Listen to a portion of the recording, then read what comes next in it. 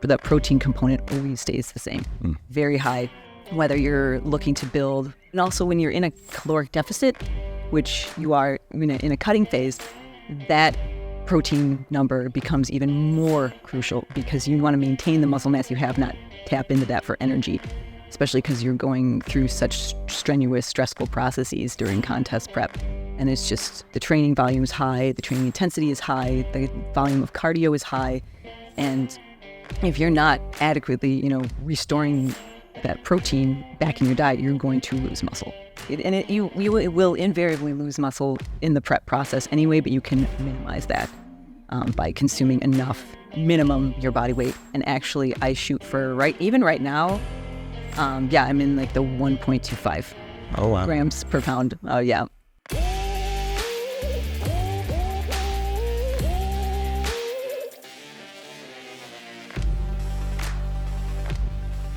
Hey friends, welcome back. So today's show with Holly Hines is a great overview about how to optimize your fitness and training as you age. Holly is 41 years young. She's participated in over 17 fitness competitions.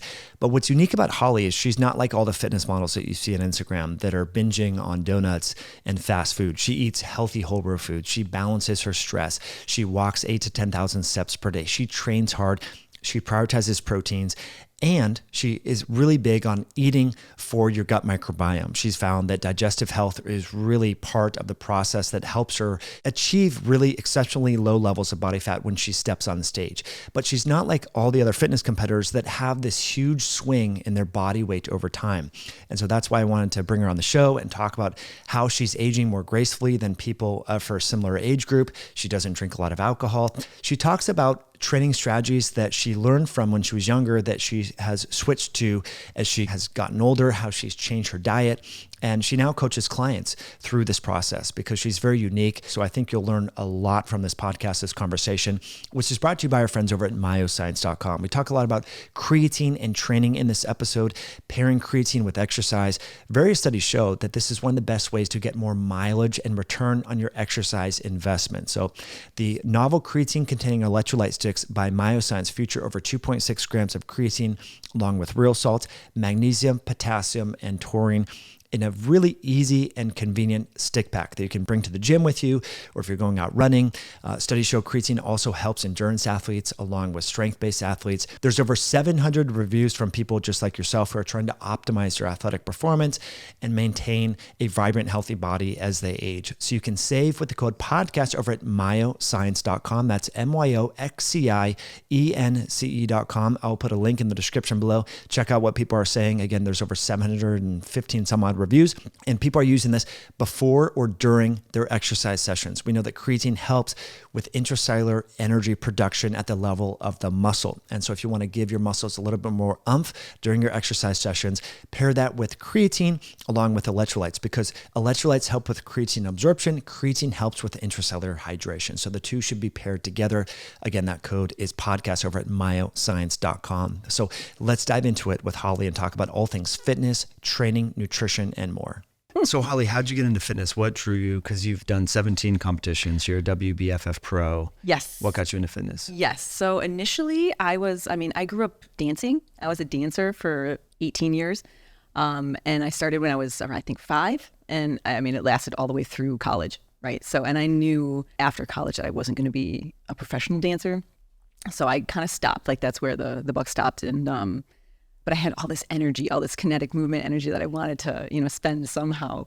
And I was living in an apartment complex in Detroit Metro. And there was a gym. And I was like, oh, let's go check this out. Like, let's go see what this is all about. So I never even got into lifting until after college.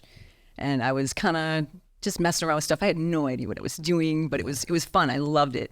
And it was these 2 older ladies that were like, oh, you look like you know what you're doing. You should look into doing this for a living.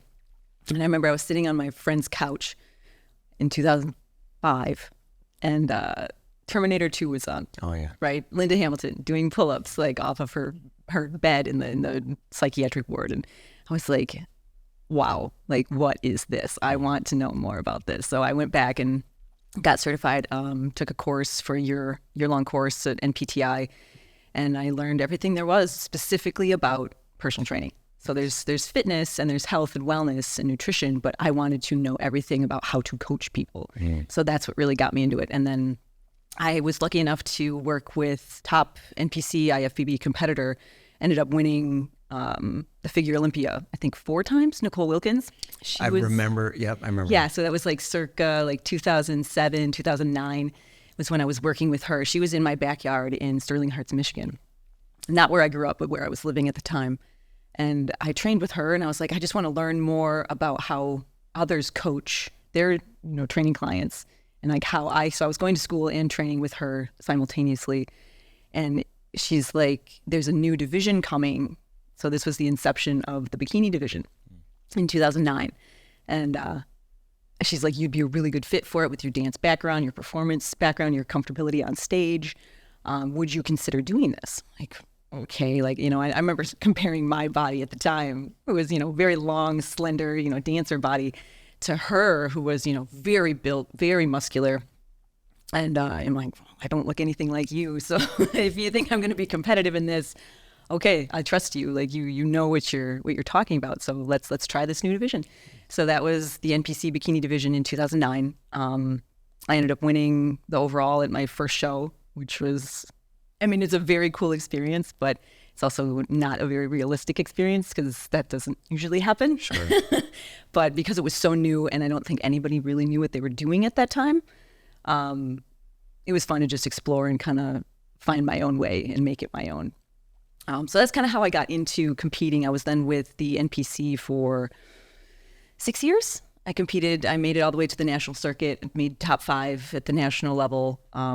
And it was really fun, but it was kind of headed in a direction that it just didn't resonate with me anymore. A lot of the girls, the posing was somewhat questionable, and it just didn't fit with me and, where I wanted to go. So in 2015, I switched over to the WBFF and I turned pro with them right away. And I felt like I kind of found my competitive home. And is there a lot of PED use in that first category? There wasn't at the time, but there is now. There is now, yeah. And you can see it. I would see it, and I made that conscious choice to never go down that path. Right. I know you and I have talked about that, and it's just, it's a decision that a lot of people will face if you want to be competitive at that high level. And the female body can only achieve so much naturally, diet and exercise alone, right? Yeah. Without that chemical assistance. And it just, I had seen some really, really, like I can see it being well done and I can see it being very poorly done, like anything else. But every woman responds a little different. And it just wasn't something that I wanted to roll the dice on. Yeah. So. Because this is a short-lived, maybe a 20-year career at best, right? And then you have to live with those consequences, infertility, hair growth, hair loss. I remember seeing Monica Brand and some of that era, a lot of the women who were probably using at least Anavar or something like that. Yep, now real thinning hair and things like that, not just picking on her in particular, but generally speaking. Yes. So I think I definitely want to get into peptides and possibly just HRT later. But what I love about your approach to fitness and fat loss and maintaining muscle is you're not just looking at the short-term gains. You're looking at everything from, you have a stainless steel water bottle here, folks. If you're not, watching, you traveled here from Chicago and very big into organic food, eating real food. You've done 17 competitions and are doing all that with real food and not binging afterwards, not gaining these 20, 30 pounds. So I just love that approach, and I want to get into the nuances of that. Has that been, because I bet back in 2005, 2009, it was tilapia, boneless, skinless chicken, broccoli, a lot of that. Nailed it. Yes, 100%. Yeah. So, and that was the diet that everybody was on because no one questioned it because it worked. It got you lean. Yeah. At what cost, we'll never really know. But I was younger, I was like 24, 25. And I just it was such a totally different approach to me. I'd never eaten like that before. I'd always, eaten well. And, I had a really good childhood. My mom cooked for us all the time. I was a child of the 80s and 90s, right? And, we ate a lot of fast food, yes. And we definitely had the Frankenfoods like margarine and, all sorts of, I can't believe it's not butter. I will never forget that yellow container. Right. And, but when I started contest prep, I had never eaten that cleanly before, I guess. And but it changed my body in such a different way. And speaking of the binging post shows, like I definitely experienced that. Like I think any competitor would, after being so restricted for so long. And then you feel like you're deprived of certain foods. You feel like you really miss things. And like, okay, I'm only doing this for a short duration to look a certain way on this day for this show. And my viewpoint on that has completely changed. Yeah. So, but I had to go through some rebounds to learn that. Sure. Learn the hard way, so to speak. Very much. But yeah, everyone ate tilapia, chicken breast, turkey, salmon, white rice, like all the bodybuilder staples, oatmeal, like all the things. And that's just what, no one questioned it. That's what you did if you wanted to be competitive. Right. And a lot of competitors still eat that way, you think, or are more people leaning towards your whole food approach? Honestly, I think it's starting to gain a little bit more traction just to incorporate different things into your diet. And I mean, the body thrives on that variety too, right? Yeah. And that's one thing I've really learned over the years is to keep things spicy, so to speak. And that's literally with spices or just a constant variety of different foods that, nourish your body as opposed to feel like you're depriving your body. So that's one of my biggest takeaways, even just this year. Like I've done 17 shows, yes, and I have learned something every single time. And you're not the same person when you start versus when you finish. And it's really neat to see these takeaways. And now, like it used to be something that I did short duration for, my contest prep of 3 to 4 months, and then I would go back to my normal diet, which incorporated that's a lot more stuff, and I would justify it like, oh, okay, well, I'm training a lot so I can offset these calories, which is also not the case. Right. Would you notice you would gain more fat if you started eating some of these? Very much. Like as soon as I would put some chips back in or like pizza, like I used to have cheat meals, right? The things that everyone looks forward to. And you can call them whatever you want. People call them treat meals to not have a negative association with them, like you're cheating on your diet. But I would have pizza and like a dozen donuts. Like it was nuts, like the things I used to do. And that was encouraged at that time because I earned it. Right. Like, with all the discipline from cutting. And the heavy workouts, all the cardio, the really restricted diet during the week. I would have one meal usually on Saturday nights and it was just off the rails, like the wheels would come off. And then I would have I would feel terrible the next day. I'd be really bloated, really puffy, really inflamed. And I just thought like, okay, well, that's just how this works. That's normal. The process, right? And at that time, I hadn't even connected what I was eating to how it affected my performance, how it affected my sleep, how it affected my energy to show up for work and for family and for friends. So there was a lot of learning during that time. And I guess I just never connected it. I know you said that you learned that at a very young age. So I'm envious that you learned that so early on. It took me a lot longer. I guess I've always been kind of a late bloomer. And then I wouldn't say slow learner, but I just think people need to have those experiences and like really kind of zoom out to see like, okay, this really does impact everything I do. So it's so true. And that awakening, so to speak, comes from, we need different life experiences to experience that awakening. Some people, it seems so obvious that their diet is impacting their mental state or their hormones or their mood or whatever the thing is, but they need to come to that realization themselves. And so we were talking offline, like what is it that causes people to eventually realize that, wow, the foods that I'm eating are causing my IBS or my PMS issues or my low libido or fat gain. But yeah, I think there is an underlying psychological addiction and physiologic addiction to these foods. And we can talk more about that. But I would love to know, a lot of people struggle obviously with weight loss. And especially as they get into their late 30s, early 40s, which we're both in our early 40s, what foods have you noticed or is it training? What moves the lever the most? And this is your experience, but you also work with clients. Is it, the training intensity, the cardio, or the food choices? Like you've done so many preps now, like, okay, if I go off the rails on a Saturday, I feel like crap. But as you get your body more dialed and anticipate how much fat loss you'll have in preparation for a show, what do you think moves the lever the most? Is it food or training? Honestly, I think it's always a constellation of all of these things. But what if I had to pick one that moved it the most? Definitely nutrition, diet. Like that is like if you're not, and also that there's also the digestion and assimilation and absorption component to figure in there too. Because if you can eat the best diet, with the best quality proteins and starches, a high fiber, you can have all of these things. But if you're not digesting that appropriately, you're going to have a hard time, A, losing weight, and B, gaining muscle. So if I had to pick one, yes, definitely nutrition. And it also depends on the quality of the nutrition that you're eating. So yes, there's been a huge push for, incorporating protein. And I feel like, I think it was Dave Asprey that said like bodybuilders were some of the first biohackers. And, think what you want about that term, biohacker. But we've been prioritizing protein since forever. 70s, 60s. Yeah. Exactly. So, and I learned that at a very young age. I was telling you about my childhood and how my parents cooked for us all the time. And even if I remember distinctly as a child, even if I wasn't hungry anymore, and I couldn't eat anything else and I was complaining about, I don't want to eat anymore, I'm full. They're like, just finish the meat. So like that was driven home to me very early on that protein should be prioritized.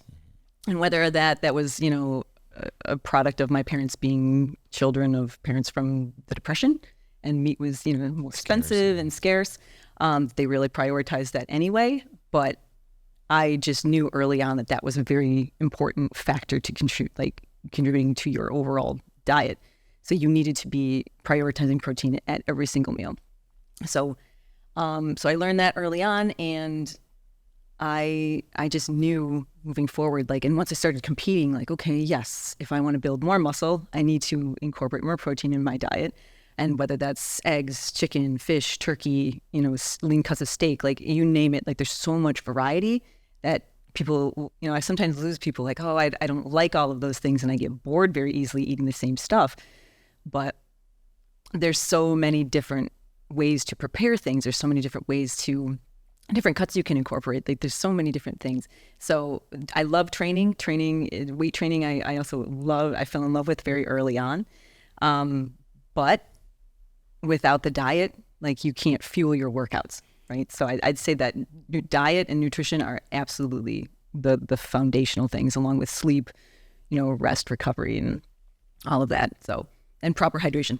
Yeah, no, that's good. You have some electrolytes going, which is fantastic. I would love to get more into training, but if we drill down on prioritizing protein, yes. I know you've been working with a coach for a long time. Mm-hmm. There's all sorts of numbers and figures being thrown around. A lot of people are talking now, based upon the research, optimizing protein, 1.6 grams per kilogram of ideal body weight. Yes. How, tightly do you tether protein, and do your protein needs and intakes change based upon whether you're cutting or bulking? Right now, I was actually surprised to hear you say during cutting, you were having less protein than you were having right now. Yes. And you just came off 2 competitions. So maybe walk me through that mindset, and let's talk about then how do you strategize or try to target protein in terms of ideal body weight? So I've always been since the early days of competing, I was always told 1 gram per pound, and we live in the imperial system, so I always speak in imperial terms. So 1 gram per pound of body weight, or ideal body weight, and that's just what you did. Okay, so I weighed, my goal stage weight was probably around at that time 115. So proud to say I'm up from that since 2009, and so that's what I was always told, whether it was the in season, prepping for a show, or whether I was, in my off season trying to build. So during these last couple preps, and I've worked with, a bunch of different coaches, but that protein component always stays the same, very high, whether you're looking to build, but when you're in a caloric deficit, which you are in a cutting phase, that protein number becomes even more crucial, because you need to not only, you want to maintain the muscle mass you have, not tap into that for energy, especially because you're going through such strenuous, stressful processes during contest prep. And it's just, the training volume is high, the training intensity is high, the volume of cardio is high. And if you're not adequately, restoring that protein back in your diet, you're going to lose muscle. You will invariably lose muscle in the prep process anyway, but you can minimize that by consuming enough, minimum your body weight. And actually, I shoot for even right now, I'm in like the 1.25 Oh, wow. grams per pound. Yeah. Because you're trying to build in the off season. Okay. And what's a realistic amount of muscle that you can build? When is your next show on the calendar yet? Or not yet. With the implosion of the WBFF, which we can get into if you want. But there's no show dates as of right now. And that's just for me. Like I had 2 back-to-back, and I had I had like the most successful contest season I've had to date. With winning my show in LA and then placing second at Worlds in my respective categories. Cool. And Congrats. Thank you. Super proud. And my body responded really well. I've made a ton of different changes. Yes, working with different coaches, but also just my own changes that I wanted to make. I'm always experimenting and always like trying out, tinkering with new foods.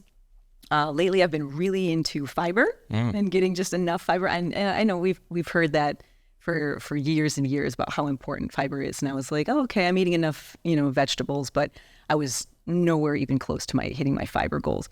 So until I really started doing that, and that was just within the last couple months.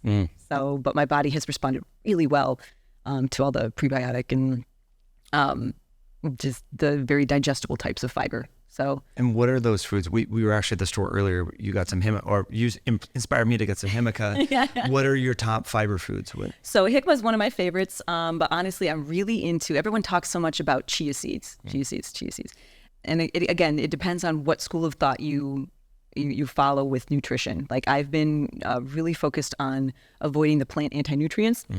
So I've been really focused on like having as minimal lectins as I can. Yes. And everyone's different on that. Like that's just kind of my thing right now.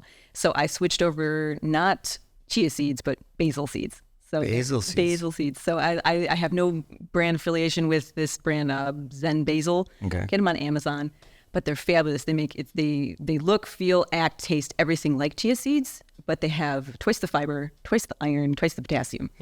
So much more nutrient dense, and they're easy. I traveled with them here. I brought them less lectins. Yep, no chia? lectins. Okay. Not at all. Do you soak them beforehand, or these are just raw? Nope. They're just raw out of the bag, and I put some water in there, and I can flavor it with maybe a little bit of coconut milk, or I use it's a Reds powder, and that helps flavor it a little bit.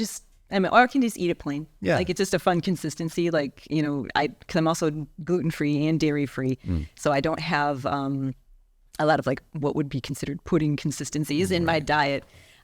So just to get a little bit more of that prebiotic fiber has really changed like my whole digestive tract. Interesting. Like, it's very interesting, and I would recommend it highly to anybody looking to get more fiber in their diet, because I think everyone would benefit from that.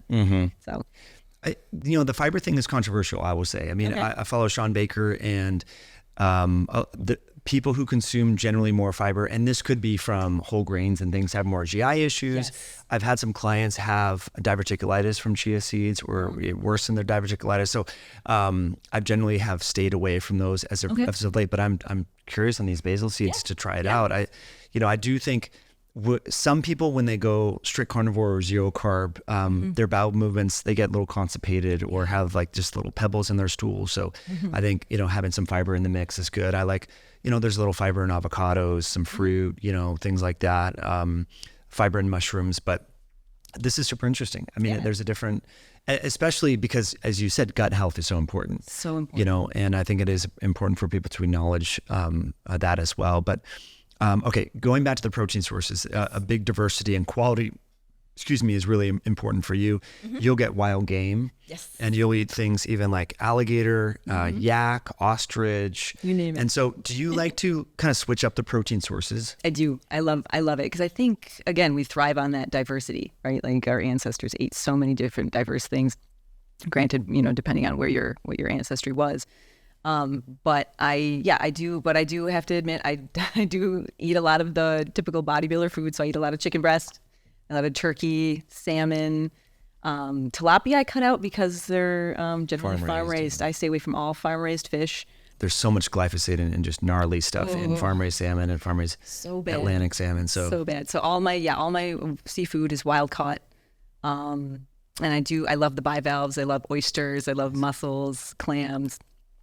So I really try to incorporate a very wide variety, and I cast a wide net. And I was telling you about wild fork and how that's where I get the yak, the wild boar, the venison, the ostrich, the alligator, octopus, like you name it. So I'm always experimenting with different protein types because it gets boring, you know, and like I'm not immune to that boredom too. You know, I am one of those people that can eat the same thing day in, day out. I've just been doing it for years, but there's no reason you have to. There's no reason you have to. There's so many cool options, and we have a meat delivery system that I love. We've been doing that for a couple of years now, and that's really challenged me to get better at cooking. I was never a good cook. Like my mom and my sister got the the majority of the cooking expertise in my family, and I was never really one to go in the kitchen or really even be interested. But until I started really diving into how much food impacts your mood and even competing it alone will put you in a place where you will question, you know, what you're getting at a restaurant, right? So you don't know what kind of oil it was cooked in, what kind of butter it was cooked in, what seasonings they use, like how much of a portion you're actually getting. So cooking at home eliminates all of that because I know exactly where it's coming from, what's on it, how it's prepared, and how much of it there is. It's a little anal, yes, but you know, you don't achieve a stage-ready physique by not being anal. Right. Yeah, most people going to Outback Steakhouse are not stage ready. So no. Yeah. What if you do go out to eat? I know what I like to eat, but I'm curious, what is Holly? You know, you're trying to stay lean. I mean, you're basically almost show ready, I would say, most of the time, if we're being honest. You're kind. Thank you. But what do you eat if you go to a restaurant? Honestly, I still default to like a main source of protein. I love steak. I love fillets, my favorite. Good ribeye. And I live in Chicago, so there's a lot of really great steakhouses, and I will almost always get an oyster starter. So I love oysters.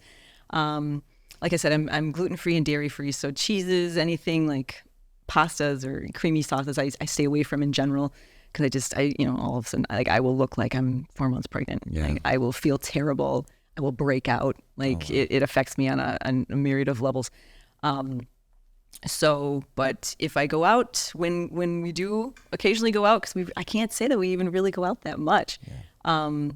But yeah, steak, salmon, oysters, like, you know, all the my favorite nutrient dense stuff. But it's always so frustrating because a lot of times I will get these things and it's just nice to have someone else cook for you. Sure. But I'll get it and I'm like, I could have made this better at home. I know you're like, it's $20 an appetizer and you're like, well, this is fine. Yes. But it's not like mouth-watering generally. Exactly. Yeah. There's just so many ways you can, you know, tweak things at home. And like I've made up a lot of my own recipes. I follow a lot of recipes. Like, so I love that all these new cookbooks are coming out too. Yeah. And they're all kind of centered around some type of protein, which in a bodybuilder's world is perfect. Totally. No, I love that. Okay, so we talked about prioritizing protein, having at least 1 gram of protein per pound of ideal body weight, which is fantastic. Mm-hmm. We talked about fiber a little bit. What about the carb sources and how much carbs are you having before training, after training? I mean, I'm sure it changes on the volume of exercise that you're doing. It does. So what's your go-to carb source that you find gives you energy but doesn't maybe help with water retention or things like that? Yeah, so again, it depends on whether I'm in season or off season. But for these last 2 preps that I did, and I prepped for 8 months straight, which I also wouldn't recommend. Wow, because that was a lot. But it's just the way the shows were scheduled and worked out. But I used to, you know, do a lot of rice, and like we were talking about, I told you, like, it really backs me up. Like, and everyone's got to go, right? So if you're not going, that's a huge part of, you know, your digestion and absorption. So if you're not going, it's really going to impact, you know, your energy levels, your ability to train the next day. So I love Japanese sweet potatoes. Those are my absolute favorite. Are they the purple ones?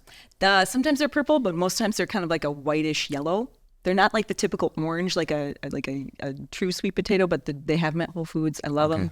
And they're a little bit more dense. They're not so like watery, I guess, because I pressure cook almost everything. So I would kind of pressure cook them into a mush. And, you know, that's just, it would mix really well in with my proteins to kind of make like a hash almost. Yeah. And I love those. So I lived on those for probably 8 months. Wow. Do you peel them or do you just cut them up and throw them right in? Nope. So I just cut them in half, put them in the pressure cooker, set it, walk away. and they have to cook for a while because they're pretty dense vegetables.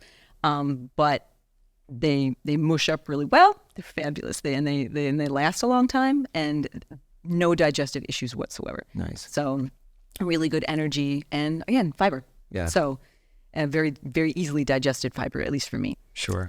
So I love those. I love let's see. There's plantains. I do love plantains. I'm a huge fan. How do you cook those? You fry them? Or? Yep. Like I would either pan fry them or bake them. They're so good. They're so plantains, right? Yes, love. So I went in, and like you said, I structure them almost always around training. So pre-workout, post-workout. So depending, and like leg days are a lot more intense than upper body days. So I would have generally more like pre-workout, like anywhere between like 40 to 70 grams pre-workout, and then another 40 to 70 like post. And how, in terms of timing, do you like to give yourself 90 minutes to digest a meal, or what's the window? Ideally, I know it's work. It depends on the day. It depends on the schedule of what I've got going on that day with between work and training. But yeah, like I also am the person that would eat 30 minutes before I go to the gym. Sure. Especially on an upper body day where I'm not going to be like really intensely training, like sweating, really hard, because my upper body was pretty well developed. My lower body needs a little bit more mass. So I would like really have to go to town 3 days a week training legs. Wow. So I would structure, all of my carbs, around like pre and post. But I rarely eat carbohydrates for breakfast, because I know that one of your mentors, Charles Poliquin, I never studied directly under him, but some of my best coaches and mentors studied under him, took his courses. And so a lot of his teachings kind of found their way into how I would structure my meal plans. So breakfast is almost always protein and a fat, like kind of like a spin-off of his like meat and nuts breakfast. But never any carbs for breakfast. I never, because I don't eat oatmeal either. I'm grain-free for the most part. And that, like, anytime I would have grains, I would just notice like a really unusual shift in my energy and my ability to train well. Yeah, me too. Bloating, like digestive issues. So I don't know if I'm just overly sensitive or I'm just eating the wrong things. Right. I think a lot of people are sensitive. And yeah, having a high carb breakfast, I mean, that's how most Americans eat. Most Americans are metabolically sick, overweight, have no energy. So I'm all about high protein, high fat breakfast, which is fantastic. But a lot of people feel, Holly, that they should train first thing in the morning to burn fat. But that's not your approach. And you have significantly more muscle and lower body fat than most people who go to the gym. You like to have a couple meals in you, then go to the gym in the afternoon. Do you want to talk about how that strategy came about? Yes, that was kind of born out of me never being a morning person. I am more so now, but still, and I don't like to train first thing in the morning because I just don't have the energy. Like, to the goals that I have and the physique that I want cannot be accomplished by training first thing in the morning. I already know that. And whether that's just a preconceived thing in my head, and that's my limiting belief, like I cannot achieve this body by training in the morning. But I just feel it. I feel like a noticeable lethargy in the morning. Like I can't lift nearly as heavy, especially if I'm fasted, which I also do, like anywhere between a 14 to 18 hour fast every day, contest prep or not. My body's just used to that, and I feel it just performs much better, when I'm fasting or like eating within a certain time frame. And like if I have to, I can do my cardio in the morning, and I've done that, but still it just doesn't feel quite right for me. So, and I like to have multiple meals in me, and that just to be able to process that and give myself good energy to go then lift heavy things. I like that. And so an ideal training time, I mean, if we think about body temperature, central nervous system activation, anabolic to catabolic ratios, everything favors afternoon training.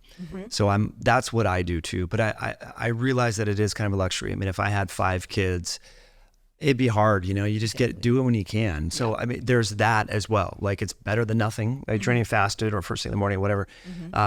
But I think there is this illusion that, well, if I train fasted in a low state, I will therefore burn more fat.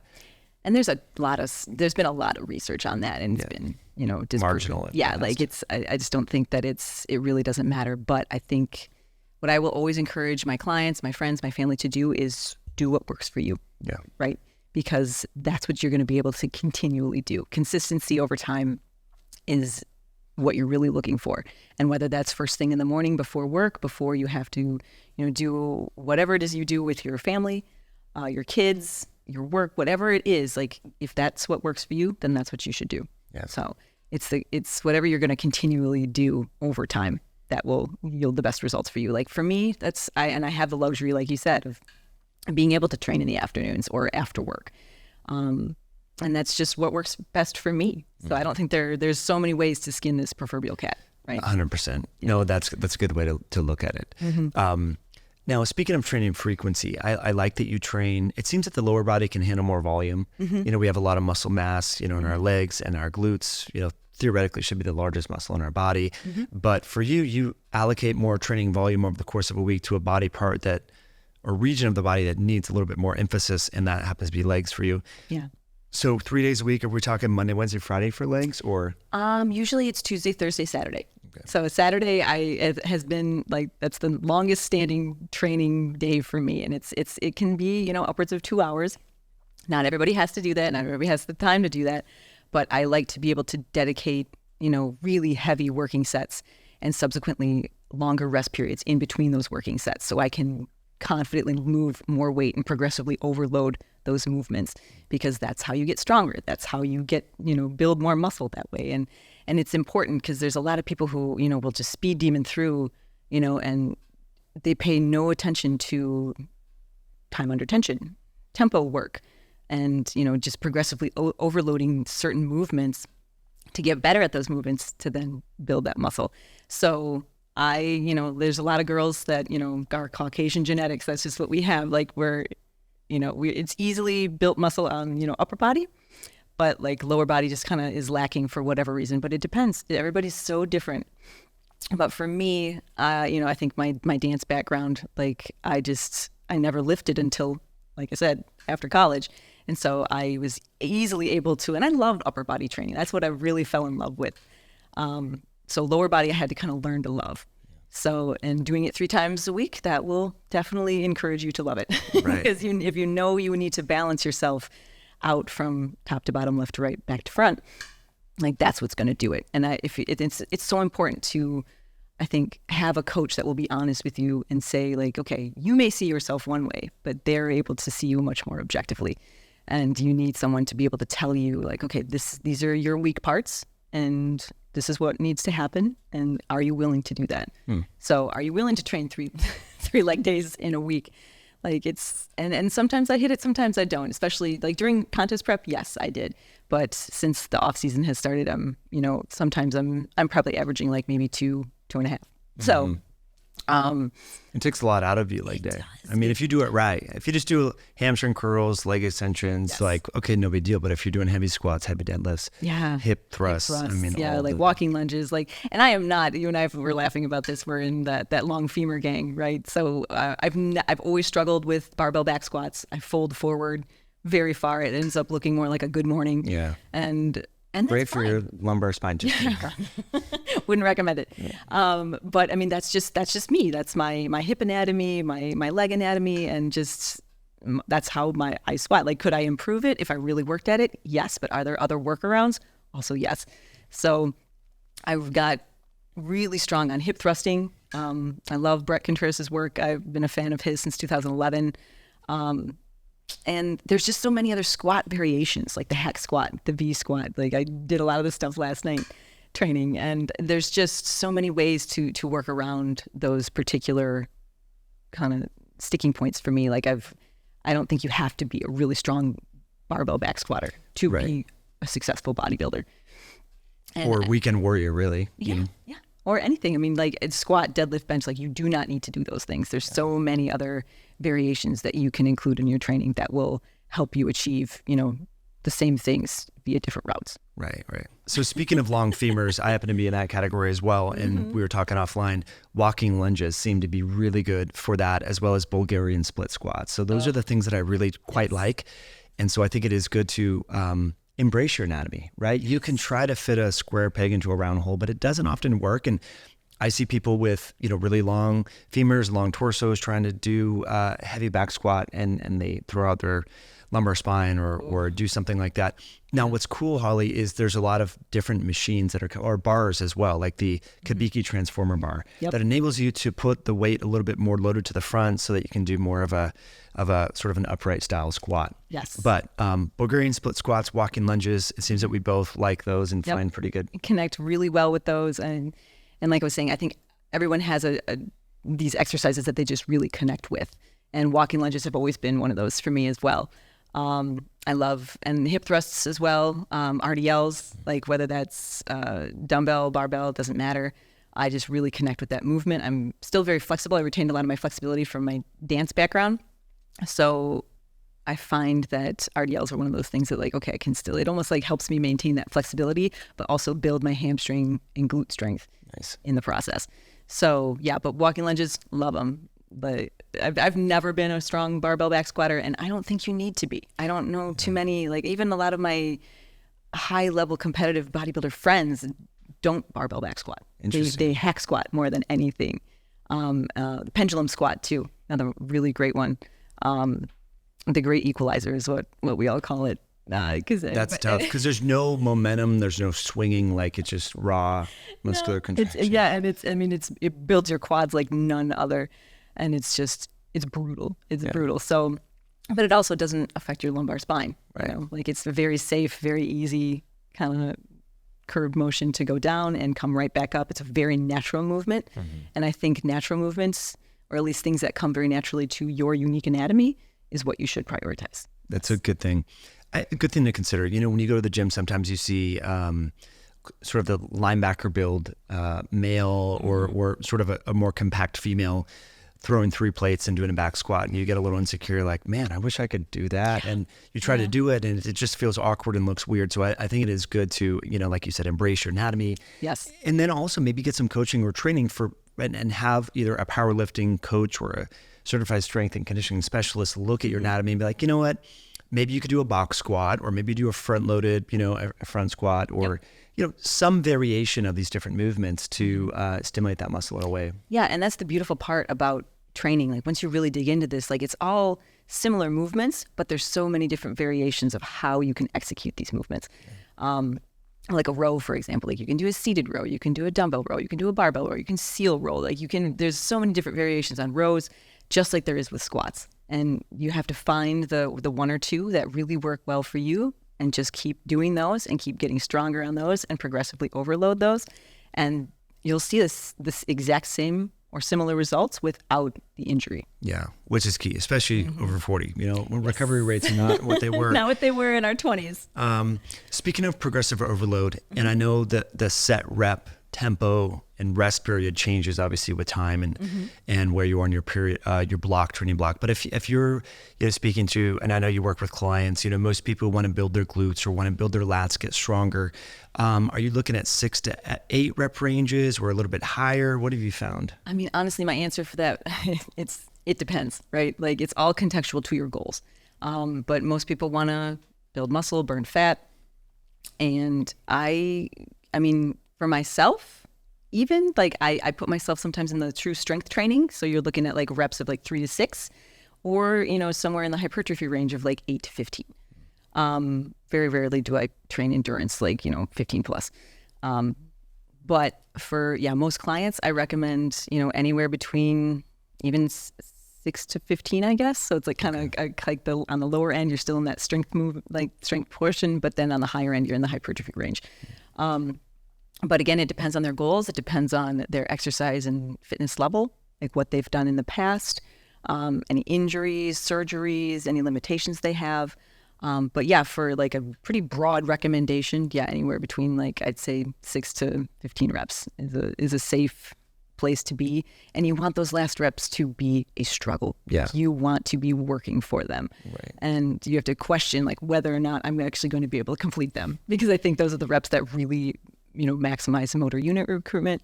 And really will help build the most muscle like over time. And you have to, it can be a little scary sometimes, because especially when the loads start getting really heavy, I'm like, am I going to be able to finish this? Who's going to spot me if I drop this thing? Yeah. Exactly. So there's definitely those concerns to take into account, and I wouldn't recommend that for the beginners, but like for the intermediate to advanced lifting crowd, like definitely stay within that range if muscle building is what you're looking to do. I love that. Now, as a female, and you naturally have, you can build shoulders and back, more easily than other parts of your body. Is there any limitation to the amount of weight that you would use or think, basically the question is, do you ever hold back a little bit in fear that you're going to overdevelop your upper body? It's funny that you ask that, because I think I spent years in that space kind of holding back based on the division that I was supposed to be competing in. So this is all contextual to my bodybuilding career, because I was training to, fit a look for the category, right? So I was training for the bikini category, which is the lowest rung on the muscular ladder. And I love training so much, and I love muscle, and I love, training to build muscle. And I was very proud of it. But it wasn't until earlier this year at the show I did in LA that, and this is a rare occurrence, this just doesn't happen very often, and I was lucky and thankful it happened to me. I went in competing in one category, and they actually bumped me to the next muscularity level up. So it was a really rare occurrence where not only they liked my look enough to bump me to that other category, but then I actually won that category. Wow. So it was a really cool story that I'm still proud to talk about, and proud that it happened to me. So after that show in May in LA, I realized how much I actually had been holding back on my own training, and like just limiting the loads I was using, how many reps I would do. I mean, I was still training hard, but it was all relative to that category. So now that I got bumped up, and some of these girls that I was going to be going against at Worlds in August, I mean, they were massive. Like, some of these girls are really, they're inspiring. I think they're also on things that I'm not on. But I knew that I had to, level up my physique. And I knew, working with my coach, I was like, okay, we're going to have to really up the ante here and work on, heavier loading, lower reps to, not only build as much muscle as I could between those two shows. There was about 11 weeks between shows. So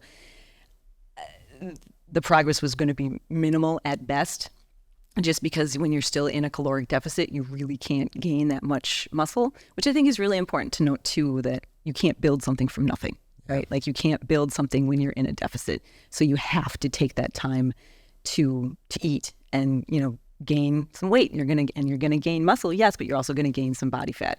And it's not a bad thing. Like, the human body's not designed to be that lean year round, right? Like, you can maintain a not a stage ready physique, but still something that, looks somewhere in between like full blown fluff off season or contest shreds. So I did gain a little bit of weight like the first few weeks, but I knew in order to get to the level of leanness that I needed for that second show, I needed to go right back into a caloric deficit. So, but I was still training really heavy, optimizing my recovery as best I could, optimizing my sleep, and, still prioritizing protein. So I was able to make some, probably minimal changes, but just lowering my body fat percentage made me I brought a totally different look to that second show. Wow. In that new category. So to answer your question, very long, yes, I did. I think I spent years, kind of underlifting, yes, as opposed to, really maximizing what I could do, out of fear of, being overly developed. And so your mindset around that has changed. How has that changed how you feel on the day-to-day basis? You're going and working with doctors, you're working with other women. Do you ever feel intimidated or self-conscious that you might be perceived as overly masculine? Does that ever come to your consciousness? Not really, because I think, and that's where I think the mindset really comes into it. Like, I'm very proud of the physique I've built over years, not from an egomaniac way, like, but it takes a lot of work, and it's in our instant gratification society. I think, having muscle and having a really healthy, fit body is a unique status symbol, right? That not everybody has, but I think everybody wants, and you just don't want to put in the work to get there, right? Exactly. And it's something that you can't buy it, you can't steal it, borrow it. You have to work for it. It's earned, not given. And I'm very proud of it. And I think that comes through in my personality, in how I show up for my work, in how I show up for my family and my friends. And also how I show up for my training. Like if you're not going to get better at something you hate, and you can't build a body you love if you are coming from a place of hate, right? Like you can't build something that you really are proud of if you're already in a negative mindset about it. So, I mean, I have occasionally been called by clients like that I was too bulky and that they would never want to look like me. And I'm like, teach their own. That's fine. That's fine. Like, they were older women in their 60s, and it was, probably just a totally different look for a woman that they had never really seen before or, thought was attractive. And that's fine. Beauty's in the eye of the beholder. So I really love, what I do, and I'm passionate about it. So if I get perceived as masculine, okay. Right. Big deal. Big deal. Yeah. Like I'm proud of it. I love it. And it keeps me out of trouble. It keeps me healthy and strong and capable. So I would much rather have those things, and I don't see myself as masculine. No. My favorite, I was silly when we were joking the other day, like I've had a couple people ask if I've used any anabolics. I'm like, I would look a lot better than what I look like now. Right. Like that's an I'm insult. flattered. That is so funny. You know what? Just to drill back on the mindset piece, I think you hit on a really great point there. A lot of people do have negative perceptions about their body. Mm-hmm. Oh, I'm not happy with how my body looks right now. I hate my body, or I hate this aspect of my body. That is a terrible place to approach fitness and health, I feel like. So that's and moreover, the Dunedin study that's been going on for over 40 years, we've talked a lot about this ongoing study to look at what differentiates people who age biologically slower than their peers, right? Mm-hmm. Chronologic age, our odometer doesn't directly reflect our biologic age. Yeah. And having a negative perception about your body and your age, in particular in how you're aging, is tethered to an increased rate of biologic aging. And so I think having the mindset that you have is like, hey, I'm proud of my physique, how I'm aging, all that, just having that mindset is very helpful. So I think people need to hear that and shift their mindset away from that negative perceptions of aging. Yeah. I think mindset, like we are so powerful beyond even what we think we're capable of. Like we can achieve so many things just with a proper mindset. And I think that so many people go into fitness focusing so much on what they have to lose, right? All this weight, all this fat that they hate their body so much, and I've got so much weight to lose, but they don't ever flip that coin and see it from the side of, oh my God, like how much I have to gain, and the muscle I will have and the confidence I will build. And like I said earlier, you're never the same person, if you set out on a goal, especially, in my case, it's contest prep. I've never been the same person going into it as I am coming out of it. And just that confidence and that peace of mind knowing that you did this, right? Like you proved yourself wrong if you thought you weren't capable, and just by showing up every day. So I think that the mindset, the emotional component, the psychological component, because this isn't always fun, and I have to give myself pep talks. I give my fellow competitors pep talks like, oh, I really don't want to do this today. I feel terrible. I slept awful and I'm just in a bad mood. But I think it's also just really important to be cognizant of that and how it impacts your energy. And then you go and do it anyway, right? Yeah. Like even if you're in a really bad place, or, injury withstanding, like you don't do it if you're injured, but like if you know that your goals are more important than how you feel on that day, mm-hmm. right? So you have to delay that gratification of like, okay, I really just want to stay in and sleep today. But no, I've got this goal and I'm not going to give up on it, and I'm not going to give up on myself. It's a good thing to consider. And also energy is created, it doesn't just exist. Mm-hmm. And I've spoken with so many different friends in the fitness space over the years, and we all have these days where it's like, I do not want to go to the gym today. I really do not feel like going to the gym. Yes. And oftentimes those days are the best workouts. You have the best workouts because maybe it's a mindset shift that you realize, well, you can shift your energy by just getting going, mm-hmm. just doing three sets or whatever else. And then once you get a little warmed up, it's like a snowball rolling downhill. You get more and more momentum. So a big pushback that I hear from clients is, I'm just so fatigued. I'm so tired. I don't have energy. I think we all feel pretty tired sometimes, mm-hmm. and you create that energy by doing more. So that's something that's important. But I want to get to hormones and peptides, if you're okay talking about that. You mentioned sleep. Sleep is really big for obviously recovery, for the anabolic processes, repairing all the damage that you cause in the gym and so forth. You take some oral progesterone. I do. Yep. And you time that with your cycle, which by the way, you've been able to maintain your cycle consistency through competing, and that's pretty rare for females. It is. It is. Like I was telling you earlier, I see my menstrual cycle as another vital sign, right? And some girls are totally fine without having it, totally fine. Like, doesn't bother them at all. But to me, when I lose it, I know that I'm entering dangerous territory, right? Like, especially in my 40s, right? Like, menopause is around the corner. It's going to be happening, sooner rather than later. And without that, I just feel like, okay, this is another vital sign to show that I'm healthy and my body is responsive to the stimulus I'm giving it. I've worked with a functional integrative medicine doctor for going on 7 years now. He's a wonderful practitioner, really good friend of mine, and he's guided me through, I think, the last 5 shows. So, I mean, I feel better and perform better now at 41 than I did at any of my shows in my 20s or 30s. Wow. So there's something really powerful about working with a qualified practitioner who can help you, kind of just optimize your hormone levels. He does full blood work panels on me anyway to monitor everything. But yeah, I am, if you want to talk hormone replacement therapy, yes, I speak very honestly about it because I think it's important to spread the good word. I've been on testosterone pellet therapy since I've been working with him for the last almost 7 years.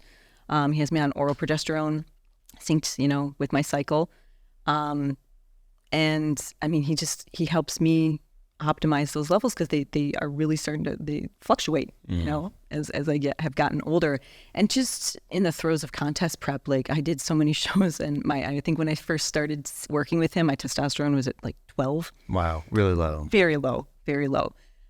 So I'm on a lower dose pellet, but he keeps me anywhere between 100 to 250, depending, on when it's been placed and when I do the blood work.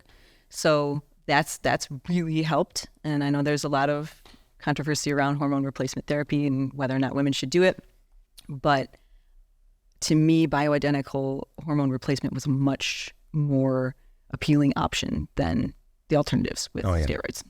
Right. And the ranges that you're referencing, these are well within the physiologic range. Yes. We're not going super physiologic where you're going to start experiencing hair loss or secondary sex characteristics like growing a goatee or a beard or things like that.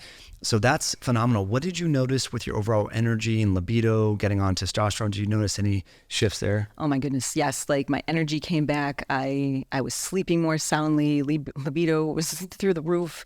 And just the energy in the gym and my ability to train hard consistently. Like normally, especially when, before I started working with him, I would train hard on a good day and then I would be fatigued for 2-3 days, and I just couldn't show up, with that same consistent high energy day in, day out. And now I can tell when my pellets, I get them every 3 months, every 90 days, and I can tell when it's starting to fade out. Yeah. So, you're like, oh, man, like I can just feel it. And I just know, I'm like, okay, yeah, I just have to factor that into my training. And I just know, okay, well, I'll be due up for another pellet soon and we'll go from there. But I do feel a noticeable difference in my energy levels. Yeah. That's amazing. I think this brings up a really good point and sort of time to talk about the importance of the predominant hormones in men and women. When you think of testosterone and going on HRT for women, there's a lot of people that might think, well, that's a male hormone. Like women don't, but women absolutely need testosterone and men absolutely need estrogen.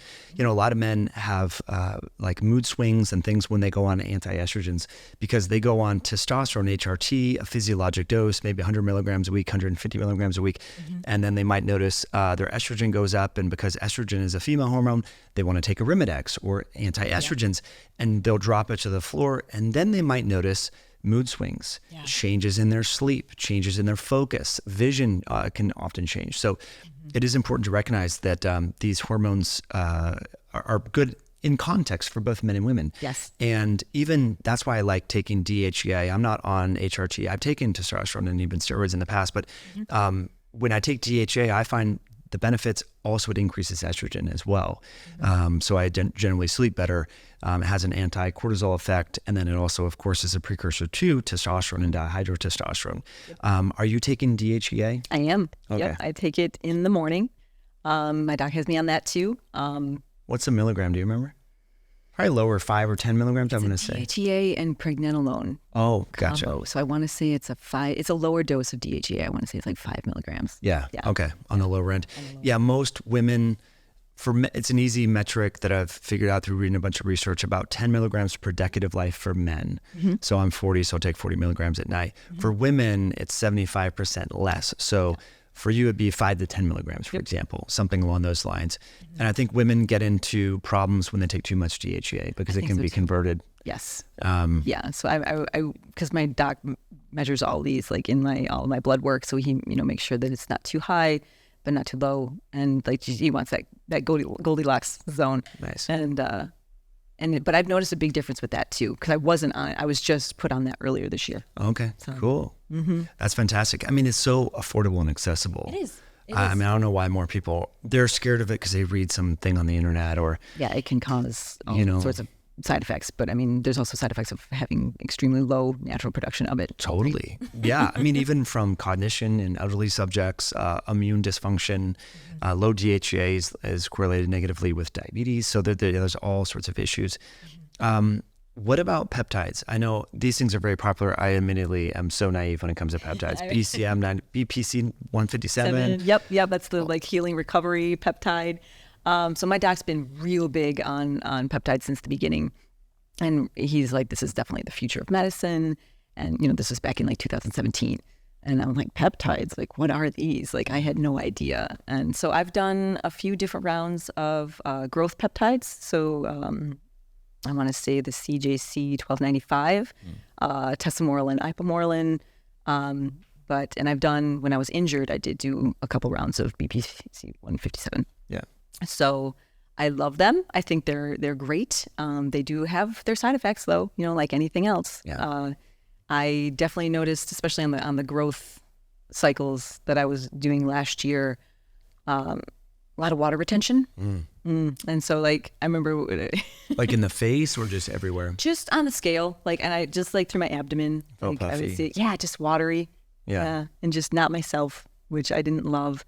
But I think in talking with some other friends that have done the same peptides, it was a dose issue. So he can adjust the dosage, cut it in half, do half in the morning, half at night, and then we kind of alleviate some of those, at least the water retention side effects. I'm not sure if there's anything else, but that's what I experienced. And it's funny because I know you've talked a lot about semaglutide. And when that first came out or was starting to be really popular, I actually tried it just because he's like, oh, it's a help with weight loss. Maybe it would be good for contest prep. Yeah. And this is, before all these crazy, information came out about, paralysis of the stomach. Yes. Yeah. And I was on it for 2 weeks and it was just such an unusual feeling. I was just doing it to kind of see what kind of weight loss I could experience with this. And did I need it? No. Was I diabetic? No. But it was interesting just to try it to see the appetite suppression. But it sucked the joy out of eating anything. That's what I really noticed. I wasn't hungry. I didn't want to eat anything. So I was on it for about 2 weeks and I said, no way. Forget it. Food is such an important part of life and it's meant to be enjoyed.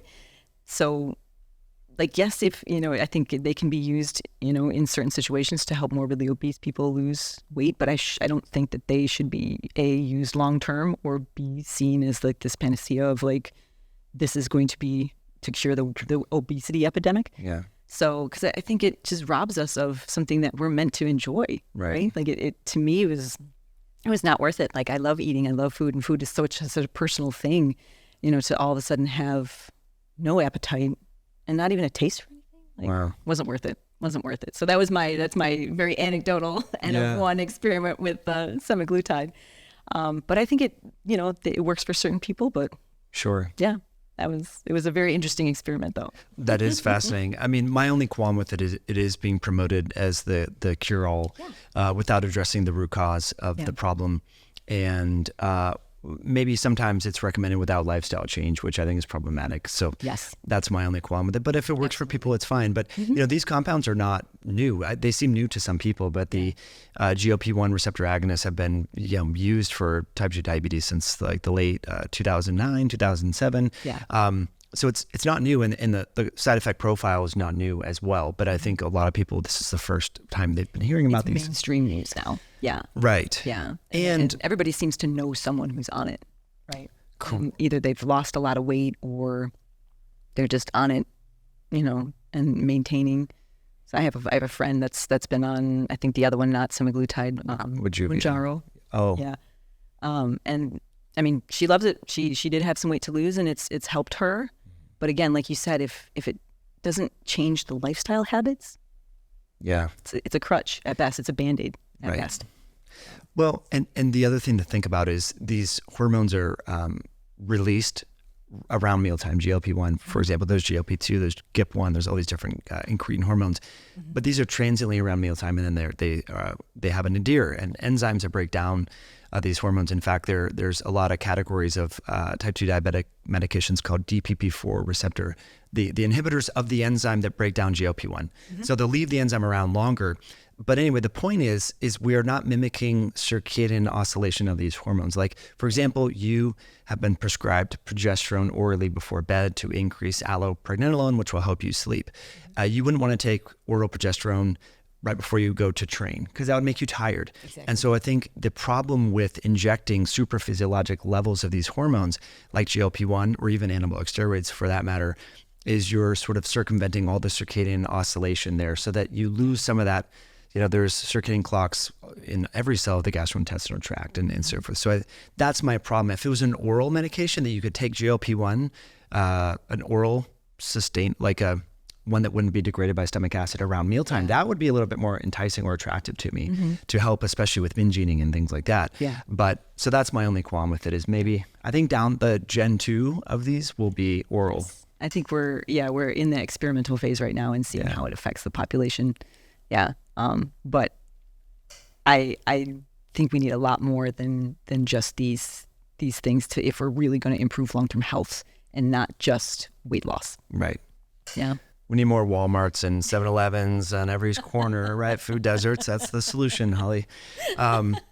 Well, I'm sure we can go on and talk about so many different things and sleep and stress and spirituality. You're big into all of those aspects. But Holly, really appreciate your wisdom and thanks for sharing all these great tidbits and sound bites and your perspective here.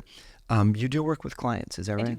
I do. Yep. Just started back up again. I was in the training game for about 10 years and I've been out of it for almost about that time. But I've gotten enough inquiries and I think I'm ready to kind of jump back into that arena. So yeah, I'm open and I'm just now starting to get my coaching business back off the ground. Cool. So be patient. I'll have more to come on that. But So if folks want to connect with you, is Instagram the best? Instagram is basically, that's the one I'm kind of all in on. I never really got into Twitter, TikTok, any of that, Facebook. But Instagram, I'm all in on. So. Nice. Final question here, Holly. So there's some different opinions about small, evenly distributed meals throughout the day versus one or two bolus meals. And I think is sort of the nibbling versus gorging mindset. Where do you land on this when it comes to your prep and building muscle and cutting? Do you think that having evenly distributed protein throughout the day or a couple big bolus meals, what's your perspective? Honestly, for me, what worked best, both in contest prep and off season, I eat like 3 to 4 times a day. So I've gone the 6 to 8 meals even, and I just felt like I was eating for so long, and you're limited to how many calories you get on each day. Right, regardless of your activity level, like especially during a cutting phase.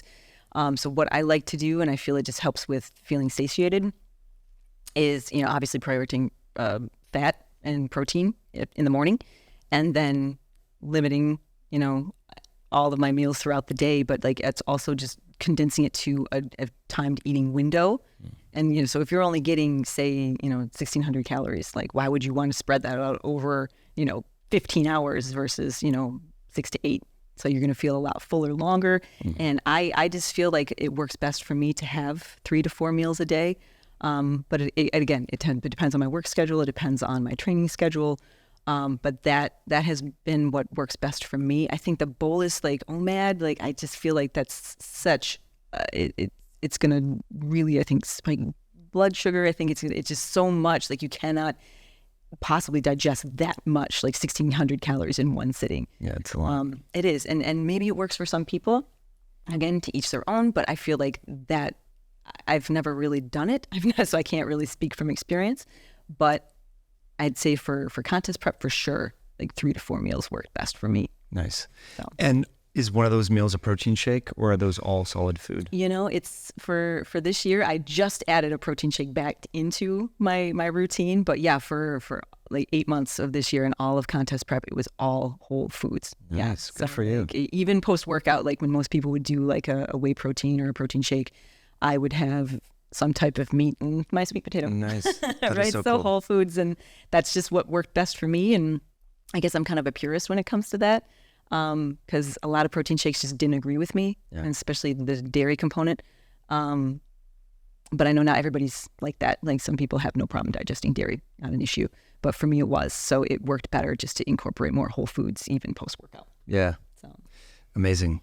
Holly Hines, really appreciate you coming on the show. What's Thank your you so Instagram much. handle again? It's at Holly L. Hines. And yeah, it's easy to remember. I do have a business coming. I just haven't determined the name of it yet. Yeah. Yeah, more to come on that. But if you have any suggestions, let me know. I'll think about it. I'll let you know. Really appreciate you coming on the show. Thank you so much. This was great. It's been a privilege. Thank you.